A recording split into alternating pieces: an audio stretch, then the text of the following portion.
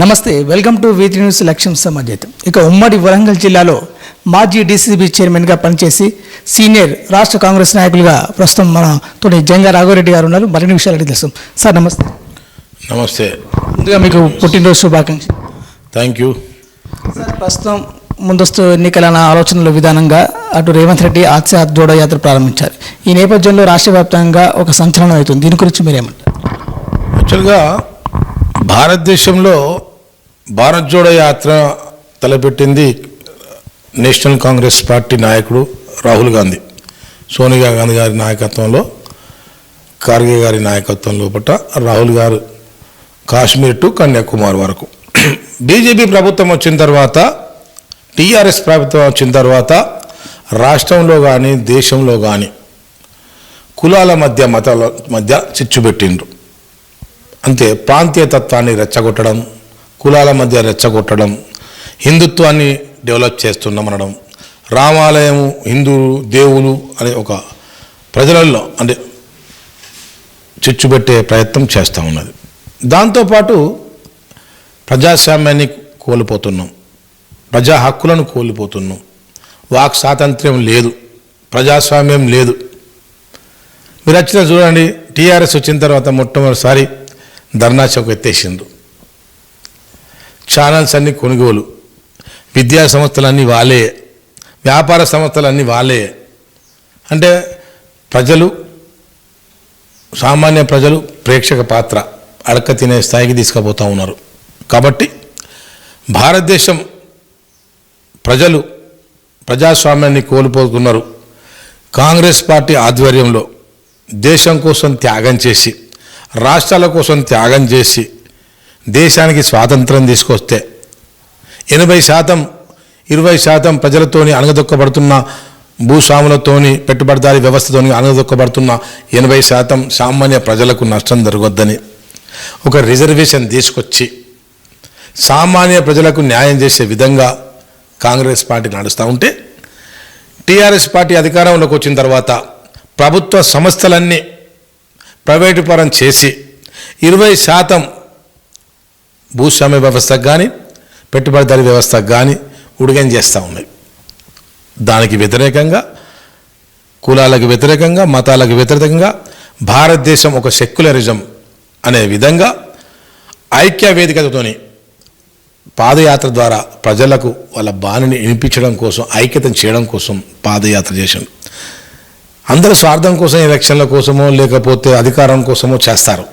కాంగ్రెస్ పార్టీకి కావాల్సింది అధికారం కాదు. అధికారమే కావాలనుకుంటే రాహుల్ గాంధీ ప్రధాని కాకపోయిందా? మన్మోహన్ సింగ్ గారికి ఎందుకు ఇస్తారు? కాంగ్రెస్ పార్టీకి వాళ్ళు త్యాగశీలు, త్యాగాలతో వచ్చిన కాంగ్రెస్ పార్టీ ఏదో డబ్బులు పెట్టి అధికారం కోసమో రాజ్యాధికారం కోసమో వచ్చే పార్టీ కాదు. ప్రజల సంక్షేమ పథకాలను, ప్రభుత్వ పథకాలను ప్రజలకు చేర్చాల్సిందే కాంగ్రెస్ పార్టీ. అందుకోసమనే అదేవిధంగా దాంతోపాటు ఆసే జోడో కార్యక్రమం. కేంద్ర రాష్ట్ర ప్రభుత్వాలలో ఎట్లా కాంగ్రెస్ అధికారం కోల్పోయింది. ఈ నేపథ్యంలో దేశవ్యాప్తంగా పాదయాత్ర అనేది ఒక సంచలనం రేపింది. అటు కేంద్రంలో రాహుల్ గాంధీ చేస్తున్న జోడో యాత్ర కానీ రాష్ట్రంలో చేస్తున్నటువంటి హాస్య జోడో యాత్ర ఎంతవరకు ప్రభావం చూపనుంది వచ్చే ఎన్నికలు? మీకు చూడండి, ప్రజలలో చాలా ఉత్సాహం వచ్చేసింది. చాలా మేధావులు, అన్ని సామాజిక వర్గాలు తెలంగాణ ఉద్యమంలో ఎట్లయితే తెలంగాణ కోసం అన్ని సామాజిక వర్గాలు కలిసి వచ్చినాయో, ఏ ఆర్గనైజేషన్ లేకుండా, ఏ సంస్థతోని లింక్ లేకుండా, కులాల మధ్య మతాల మధ్య ఏ భేదాభిప్రాయాలు లేకుండా తెలంగాణ ఉద్యమం కోసం ఎట్లయితే వచ్చిండ్రో, భారత్ జోడో యాత్రకు మేధావులు, ఉద్యోగస్తులు, వ్యాపారస్తులు, నిరుద్యోగులు, విద్యా సంస్థలు, విద్యార్థులు, నిరుద్యోగులు, ఈ ప్రభుత్వంతో వెనకబడుతున్న బానిసత్వానికి వ్యతిరేకంగా చెయ్యి కలపడం కోసం భారత్ జోడో యాత్రలో స్వచ్ఛందంగా ప్రజలు డబ్బులతో, మీరు చూసిందా, కేసీఆర్ మీటింగ్కి పెడితే 1000 రూపాయలు, ఒక గొర్రె, ఒక సీసా. అదే కాంగ్రెస్ పార్టీలో భారత్ జోడో కానీ ఆజాద్ జోడో కానీ ఆ కార్యక్రమాలు ఏమైనా ఉన్నాయో చూడండి. ఒక వ్యాన్ మాట్లాడుకుంటాడు, ఒక 2 గొర్రెలు వేసుకుంటారు, అందులో ఒక బాటిల్ వేసుకుంటారు, తీర్థయాత్రలో పోయినట్టు పోతా అంటారు. అది టీఆర్ఎస్ బీజేపీ. కాంగ్రెస్ పార్టీ అట్లా కాదు కదా. అందుకోసమే ప్రజాస్వామ్యాన్ని కాపాడడం కోసం, ప్రజా హక్కులను కాపాడడం కోసం ఈ భారత్ జోడో కార్యక్రమం, ఆసియా జోడో కార్యక్రమం. మీ అందరూ తెలుసు, విభజించి పాలించు. ఉదాహరణకు మీరు చూడండి, షర్మిల ఇక్కడ పాదయాత్ర చేస్తాను, ఎవరు చేపిస్తా ఉన్నారు? వాళ్ళకి అధికారం వస్తుందనా? కాంగ్రెస్ పార్టీ నాయకుడు రాజశేఖర రెడ్డి మీద ఉన్న అభిమానాన్ని ఓటు బ్యాంకు చేసుకొని బీజేపీకి కొమ్ముగాయాలనే లక్ష్యంతో షర్మిల పాదయాత్ర చేస్తూ ఉన్నది. ఇది నిజమా కాదా చెప్పాల్సిన అవసరం ఉన్నది. అదేవిధంగా కాంగ్రెస్ పార్టీ ఓటు బ్యాంకు, బడుగు బలహీన వర్గాల ఓటు బ్యాంకు, దాన్ని కాంగ్రెస్ పార్టీకి లేకుండా చేయడం కోసం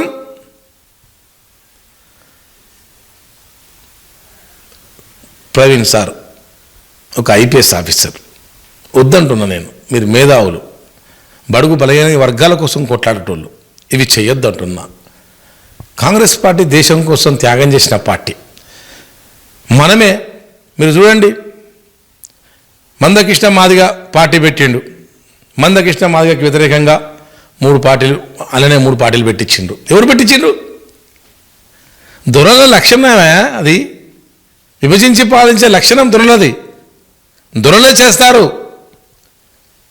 3 గ్రూపులు చేపిస్తారు దొరలానే. బడుగు బలహీన వర్గాలను విభజించి పాలించడమే దొరల లక్షణం.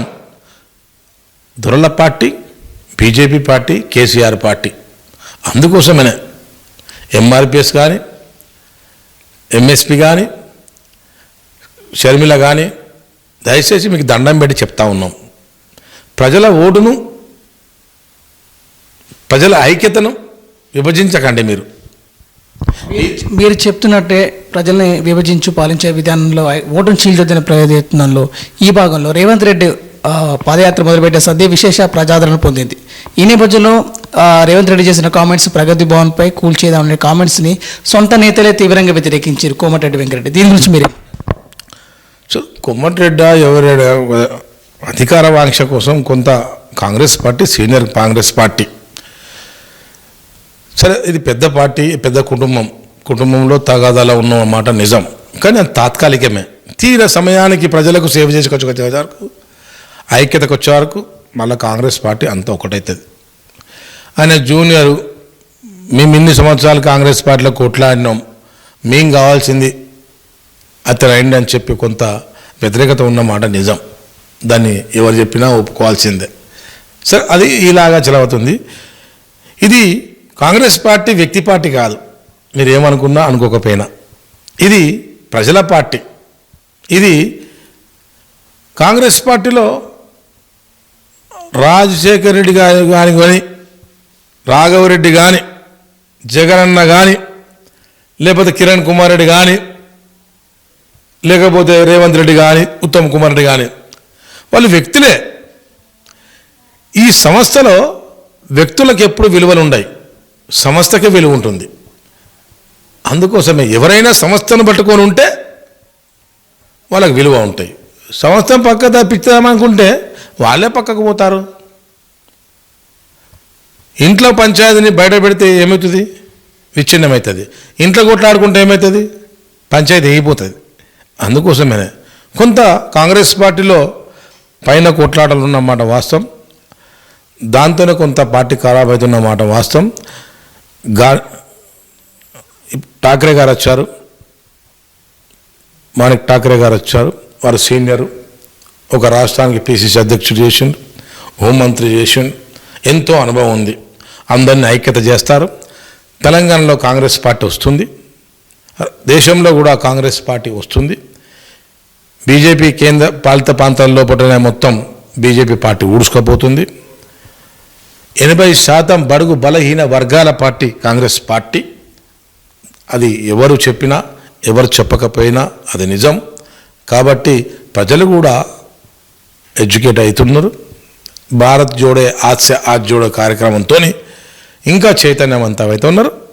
ప్రజలకు నేరుగా సమస్యలను, ఈ 2 ప్రభుత్వాలు చేసిన అన్యాయాలను, ఎలక్షన్ల కోసం ఇచ్చిన హామీలను నెరవేర్చిందా లేదా చెప్పడం కోసమే ఈ భారత్ జోడో యాత్ర హాస్య జోడో కార్యక్రమం. దాన్ని ప్రజల వద్దకు తీసుకుపోతాం, ప్రజలను చైతన్యవంతం చేస్తాం. వచ్చే ఎలక్షన్లో కాంగ్రెస్ పార్టీని అధికారంలో తీసుకొస్తాం. ప్రజా సంక్షేమ పథకాలను కాంగ్రెస్ పార్టీకి చేర్స్తాం. ఇచ్చిన హామీలు నెరవేర్చే పార్టీ కాంగ్రెస్ పార్టీ.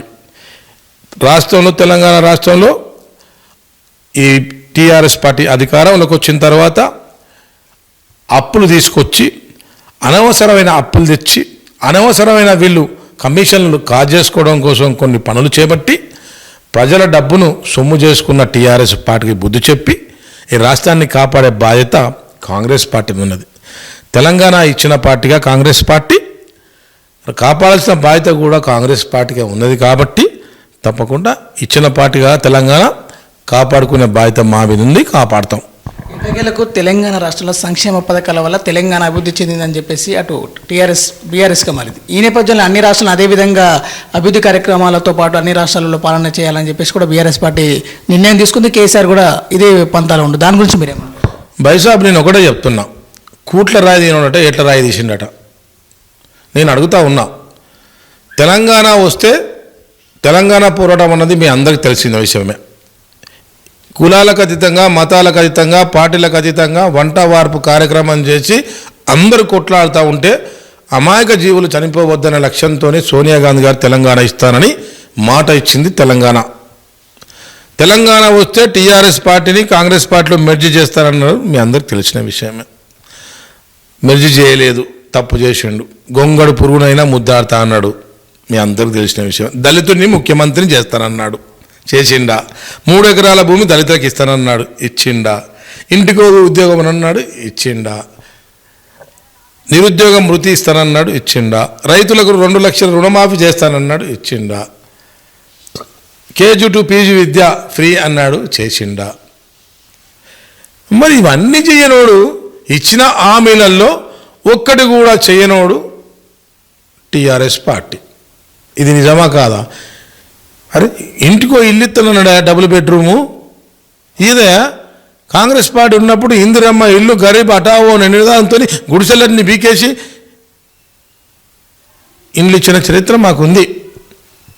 రోగం వస్తే, నొప్పి వస్తే, సావో శరణమవుతుందని చెప్పి వైఎస్ రాజశేఖర రెడ్డి గారు ఆరోగ్యశ్రీ పథకం తీసుకొచ్చి కార్పొరేట్ స్థాయిలో ట్రీట్మెంట్ చేయించిన చరిత్ర కాంగ్రెస్ పార్టీకి ఉన్నది.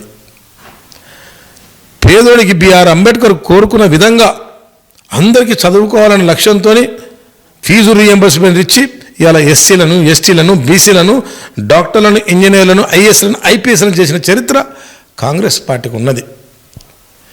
ఉచిత కరెంట్ ఇస్తా అంటున్నాడయ్యా, బుద్ధిని దానికేమన్నా?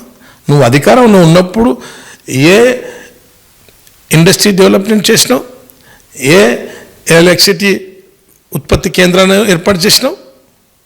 ఈ చెట్టు పెట్టినామంటే దీని ఖాతా ఎవరు పెట్టిండ్రు? మా నాయన పెట్టిండు, కొడుకులు తింటున్నాం. బుద్ధి ఉండాలి కొంచెమైనా.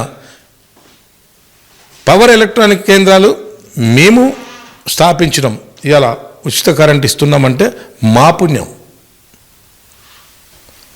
నువ్వు అధికారంలోకి వచ్చిన తర్వాత నువ్వు చెట్టు పెట్టి నువ్వు వృక్షమైతే ఆ కాయలు మేము ప్రజలు తినిపిస్తున్నామంటే ఒక లెక్క ఉంది. కాంగ్రెస్ పార్టీ ఈరోజు ప్రాజెక్టులన్నీ కట్టిన చరిత్ర మాకుంది. ఇప్పటి నుంచి మొదలు పెడితే రేపటిదాకా చెప్పని సబ్జెక్టు చెప్పకుండా ఇచ్చిన హామీలు నెరవేర్చిన పార్టీ కాంగ్రెస్ పార్టీ. అలాంటి పార్టీ మీద విమర్శలు చేసే హక్కు, ఓటు అడిగే హక్కు ఏ పార్టీకి ఉందా? మీరు సీనియర్ కాంగ్రెస్ నాయకులుగా ఉన్నారు. అలాగే ఉమ్మడి వరంగల్ జిల్లా కూడా డీసీ మా చైర్మన్ చేశారు. రాష్ట్ర వ్యాప్తంగా అటు గుర్తింపు ఉన్న మీరు ఈ ఉమ్మడి వరంగల్ జిల్లాలో ఏ స్థానంలో పోటీ చేసే అవకాశం కనిపిస్తుంది? ఒకటి, నాకు పంచాయతీ లేదు. పార్టీ అప్పుడు పాలకుర్తి బొమ్మన్నది పోయినా. నేను పాలకుర్తి నా ప్రాంతం కాదు వద్దని చెప్పిన. జనగామలో నేను విద్యార్థి దశలో చదువుకున్న అనుభవం నాకుంది. హన్మకొండలో వెస్ట్లో నాకు నా నియోజకవర్గం ఎక్కడిస్తే పోటీ చేస్తానని అడిగిన. పార్టీకి నా అప్లికేషన్ పెట్టుకో ప్రజాస్వామ్యం కదా, అప్లికేషన్ పెట్టుకున్నా. పార్టీ ఎక్కడ టికెట్ ఇస్తే అక్కడ పోటీ చేస్తా. ఇయ్యద్దు, నీకు పార్టీ నీకు అర్హత లేదు, నీకు స్తోమత లేదు, నువ్వు కాంగ్రెస్ పార్టీకి పని చేయమంటే పని చేస్తా. అంతేగాని నా అవసరం పార్టీకి ఎంత అవసరం ఉన్నదో పార్టీకి తెలుస్తుంది. పార్టీకి తెలిస్తే చేస్తాం. నేను మాత్రం ప్రయత్నం చేస్తున్నా. ప్రయత్నం లోపం తప్ప కదా. నేను హన్మకొండ అడుగుతున్నా, ఒకవేళ హన్మకొండ పార్టీకి ప్రాబ్లం అనిపిస్తే జనగామ ఏమంటున్నా, జనగామకి ఏమైతే లేకపోతే నువ్వు జిల్లా ప్రెసిడెంట్గా ఉండు, కాంగ్రెస్ పార్టీలో కష్టపడు, ఈసారి మన ప్రభుత్వం తీసుకురావాలి, ప్రజలకు న్యాయం చేయాలనుకుంటే ఉంటా, అంతే. నేను అడగాల్సిన అవసరం లేదు. పార్టీ ఎట్లా చెప్తా తింటా. నేను పార్టీ మనిషిని, పార్టీ రాయాలిటీ. అంటే రాష్ట్ర నాయకత్వంలో మీరు ఎక్కడ ఇచ్చిన పోటీ చేస్తానంటున్నారు. ఈ నేపథ్యంలో ప్రజల్లోకి ఏ విధంగా తీసుకెళ్ళిపోతున్నారు? కాంగ్రెస్ ప్రభుత్వం ఉన్నప్పుడు అధికారం ఎలా ఉంది, ప్రస్తుతం బీఆర్ఎస్ పార్టీలో ఉన్న అధికారం ఎలా ఉందని ప్రజల్లోకి ఏ విధంగా తీసుకెళ్తారు కాంగ్రెస్ అధికారంలోకి రావాలంటే? మీరు ఒకటే గుర్తుపెట్టుకోండి, కాంగ్రెస్ అధికారంలో ఉన్నప్పుడు రైతులకు పండించిన పంట గిట్టుబాటు ధర ఇచ్చిన చరిత్ర మాకుంది. అదేవిధంగా అతివృష్టితోని అనావృష్టితోని పంట నష్ట పరిహారం జరిగితే మేము ఇచ్చినాం, ఫర్టిలైజర్ సబ్సిడీ ఇచ్చినాం, రైతులకు పనిముట్ల కార్యక్రమం చేపట్టినాం. అంతేనా కాదా? పేదోళ్లకు రెక్కాడితే డొక్కాడే పేదోళ్లకు సరిపోతలేదని చెప్పి రేషన్ సరుకులు 9 సరుకులు తీసుకొచ్చి పేదోళ్ళకు అందించిన చరిత్ర మాకుంది. ఇండ్లు లేవని చెప్పి ఇండ్లు కట్టించిన చరిత్ర మాకుంది. 3 ఎకరాల భూమి కాదు కదా, దళితులకు బంజరు భూములు కానీ అసెంట్ భూములు కానీ పంచిన చరిత్ర మాకుంది. అందుకోసమే ఓటు అడిగే హక్కు మాకు తప్ప ఇంకెందుకు లేదు, ఏ పార్టీకి లేదు. మేము పైసలతోనో 5,000తోనో మందుతోనో మభ్యపెట్టి పదవుల కోసం అబద్ధాలు ఆడాన్ని చేయాల్సిన మాకు కర్మ బట్లే. మాకు చరిత్ర గల పార్టీ, ఒక సిద్ధాంత గల పార్టీ, ఒక దేశం కోసం త్యాగాలు చేసిన పార్టీ, రాష్ట్రాల కోసం ప్రాణాలు అర్పించిన పార్టీ కాంగ్రెస్ పార్టీ. దీనికి చరిత్ర ఉంది. మిగతా పార్టీలకు చరిత్ర ఎక్కడ? కులాల పేరు మీద ఓట్లాడుకుంటున్నారు, మతాల పేరు మీద ఓట్లాడుకున్నారు, ప్రాంతీయాల తత్వాల మీద ఓట్లాడుకుంటున్నారు, లేకపోతే అధికారంలోకి వచ్చిన తర్వాత సొమ్ము చేసుకొని కోట్ల రూపాయలు సంపాదించి డబ్బుతోని రాజ్యం వెళ్తాం అనుకుంటున్నారు. మీరు చూసింది కదా, ధరణి తీసుకొచ్చింది ఎవరి కోసమే? కాంగ్రెస్ పార్టీ అధికారంలో ఉన్నప్పుడు పాస్బుక్లు అందరికి ఇచ్చినాం కదా. ఇప్పుడు ధరణి వచ్చి పంచాయతీ పెట్టించి భూములు ఎవరు తగదా పెట్టిస్తున్నారు? ఎవరు గుంజుకుంటున్నారు? ఎమ్మెల్యేలు గుంజుకుంటున్నారు, మంత్రులు గుంజుకుంటున్నారు. ఒక్కొక్క ఎమ్మెల్యేలకు ఇలా 500 ఎకరాలు, 600 ఎకరాలు, 1000 ఎకరాలు. కాంగ్రెస్ పార్టీలో 5 సార్లు మంత్రి చేసినా కూడా రేక్ కుర్చీలు ఉంటాయి, ఇంట్లో రేక్ కుర్చీలు ఉంటాయి. మాదాడి నరసింహారెడ్డి గారు 700 భూములకు అధిపతి. ఇలా ఇంత తిండి లేదు ఆయనకు. పురుషోత్తం రావు గారు రాష్ట్రంలో మంత్రి మేధావి, 100 ఎకరాల భూమి. అంటర్ రోడ్డు పోయి చూద్దాంపా, రేక్ కుర్చీలు ఉన్నాయి ఆయనకు. అరే టీఆర్ఎస్ పార్టీలా బీజేపీ పార్టీలా ఒక్కసారి ఎమ్మెల్యే అయితే 500 ఎకరాలు, 600 ఎకరాలు, 1000 ఎకరాలు, 1000 కోట్లట, 500 కోట్లట. ఇది ఇక్కడ పంచాయతీ ప్రజాస్వామ్యం లేదా? అంటే 550 కోట్లు 100 కోట్లు ఉన్నోడే ఎలక్షన్ల కాంటెస్ట్ చేయాలన్నా? ప్రజలకు సేవ చేసేవాడు వద్దా? దొంగల రాజ్యమా, మూటల రాజ్యమా? చెప్పాలి. అందుకోసమే ప్రజాస్వామ్యాన్ని రక్షించే పార్టీ కాబట్టి ప్రజలను అడుగుతున్నాం. ఈ టీఆర్ఎస్ పార్టీ, బీజేపీ పార్టీ మళ్ళీ అధికారంలోకి వస్తే మళ్ళీ మన రాష్ట్రం ఇప్పుడు 3 లక్షల కోట్ల అప్పులుంది. రానున్న రోజుల్లో 20 లక్షల కోట్ల అప్పులు చేస్తారు. పుట్టపోయే బిడ్డ కూడా 5 లక్షల అప్పు అవుతుంది. అందుకోసమే కాపాడుకుందాం తెలంగాణను, దేశాన్ని, మన దేశాన్ని కాపాడుకుందాం. భారతదేశం సెక్యులరిజం, వ్యవసాయక దేశం. మీరు ఒక్కటే అడుగుతున్న బీజేపీ పార్టీని, ఒక రైతు భూమి మీద హక్కున్న రోజులలో, పట్టా ఉన్న రోజులలో మన భూములన్నీ నల్ల చట్టాలు తీసుకొచ్చి గుత్తాధిపత్యం లెక్క క్యాపిటలిస్టుకు అప్పచెప్పే దిశలో పోతున్నదా లేదా మీ అందరికి తెలిసిన విషయమా లేదా? రైల్వేను, ఎల్ఐసీలను ఇలా ప్రైవేటు పరం చేస్తున్నాయా లేదా చెప్పాల్సిన. ప్రైవేటు పరం చేసుడేంది? అమ్ముకుంటున్నారయ్యా, అదాని అంబానీలకు అమ్ముకుంటున్నారు. మీ అందరికి తెలిసిన విషయం కదా. అందుకోసమే విద్యార్థులు కానీ, మేధావులు కానీ, ఉద్యమకారులు కానీ, నక్సలైట్లు కానీ, రిలీజనిస్టులు కానీ దేశాన్ని కాపాడుకోవాల్సిన బాధ్యత మన అందరికీ ఉంది. దయచేసి ఆ దిశలో ప్రయాణం చేయండి. కాంగ్రెస్ పార్టీని గెలిపించమని అడుగుతా ఉన్నా. నేను కాంటాక్ట్ చేయాలని నాకేం లేదు, కానీ దేశాన్ని కాపాడుకోవాలి. గుత్తాధిపత్యం లెక్క ఒక 20% ప్రజల దగ్గరనే డబ్బు ఆస్తులు అన్నీ పోతున్నాయి. 80% అడక తినే పరిస్థితి వస్తుంది. ఈసారి కనుక ప్రభుత్వాలు వస్తే మనం ఇంకా 30 సంవత్సరాలు ఇంకా పోతామని చెప్పి ప్రజలకు తెలియజేస్తూ ఉన్నాం. మీరన్నట్టుగానే ఈ ప్రాంతంలో కాంగ్రెస్ విధేయుడుగా ఉన్న మీకు వచ్చే ఎన్నికల్లో కాంగ్రెస్ నుంచి అవకాశం ఇవ్వకపోతే పార్టీ మారే అవకాశం ఉంటుంది. నీకు ఒకటి చెప్పానా, నేను DCC బ్యాంక్ చైర్మన్ అయినా, నాకు ఎమ్మెల్యే పదవి ఇస్తానన్నారు, నన్ను బెదిరించిండ్రు. మీ అందరూ తెలిసిన విషయమే. నేను కాంట్రాక్టర్, నేను 100 కోట్ల వర్కులు చేసేటోని. నేను బెదిరిస్తే, అదిరిస్తే, ఈడీ కేసు పెడితే, ఫోటో కేసు పెడితే, 156 కేసులు పెడితే పార్టీలు మారినా? అప్పుడు పోతే నాకు అధికారం రాకపోయిందా? టీఆర్ఎస్ పార్టీలో పోతే నాకు ఎమ్మెల్యే ఇవ్వకపోయిందా? అంటే పోలేదంటే పోనంటే కదా. టీఆర్ఎస్ పార్టీ ఏం చెప్తుందో తెలుసా? ఒక మంచి నాయకుడు ఉంటే అదిరిస్తున్నారు, బెదిరిస్తున్నారు, బదనాం చేస్తున్నారు. ఇక వచ్చే పార్టీలకు వచ్చిండిపోయి మాట్లాడిన టాక్స్ అయిపోయినాయని చెప్తున్నారు. వాళ్ళే లీకులు ఇస్తున్నారు. అంటే పార్టీలో బదనం కావాలి. మీకు ఒక తెలుసా? మీకు పోలీసు వాళ్ళు నక్సలైట్ చంపాలంటే ఇన్ఫార్మర్ అని ముద్ర వేసేటోళ్ళు తెలుసా మీకు? అట్లా ఈ పార్టీలు కూడా చేస్తున్నాయి. అంటే పాపం ఇదివరకు మాజీ నక్సలైట్ ఉండే, సిన్సియర్ ఉండే, పోలీసులు లొంగకపోతే పోలీసు వాళ్ళు ఏం చేసేది అంటే 4 సార్లు ఇంటల్లకు పోయేది. పోతే నక్సలైట్ నమ్మకపోయేది. ఊకే పోలీసు వాళ్ళు పోతాను లేనిది అని చెప్పాడు. నక్సలైట్ నమ్మకపోయేది, ఇటు వీళ్ళు నమ్మకపోయేది. పాపం రొడ్డు చేయడం కథ అయ్యేది.